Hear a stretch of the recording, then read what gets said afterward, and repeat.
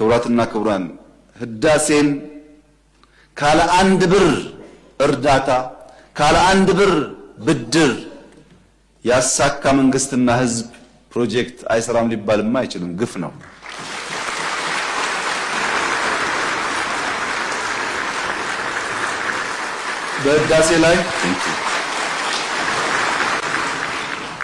በህዳሴ ላይ አንድም ብር እርዳታ አንድም ብር ብድር ኢትዮጵያ አልወሰደችም።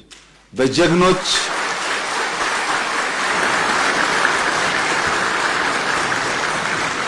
ኢትዮጵያውያን ቁርጠኛ አቋም በሀገር ውስጥም በሀገር ውጭ ያሉም ኢትዮጵያውያን በቁርጠኝነት ጨክነው በጋራ ቆመው ስለሰሩ የተከወነ ፕሮጀክት ነው። ግን በዚህ አላበቃም። ህዳሴ ከአፍሪካ አንደኛውን ሰርተናልና ሌላ አያስፈልግም እኮ አላለች ኢትዮጵያ። በአፍሪካ ሶስተኛ የሆነውን ኮይሻ እየገነባን ያለ ነው።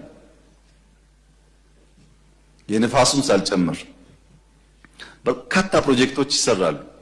ፕሮጀክት ቆሟል፣ ሜጋ ፕሮጀክት የለም ለተባለው እውነት ነው። ፕሮጀክት የለም፣ ግን ከአፍሪካ አንደኛው ኤርፖርት ኢትዮጵያ ውስጥ ተጀምሯል።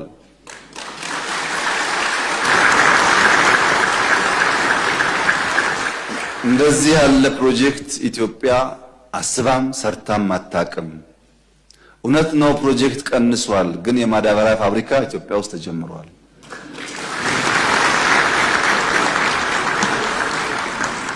ፕሮጀክት ቀንሷል። የጋዝ ፌዝ 1 ጨርሰን ፌዝ 2 እና ሪፋይነሪ እየሰራን ነው። በሜጋ ፕሮጀክት በፕሮጀክት ክትትል በፕሮጀክት አፈጻጸም በፕሮጀክት አመራር እንኳን ኢትዮጵያ ውስጥ ድፍን አፍሪካ ገና ከኢትዮጵያ ይማራል። ድፍን አፍሪካ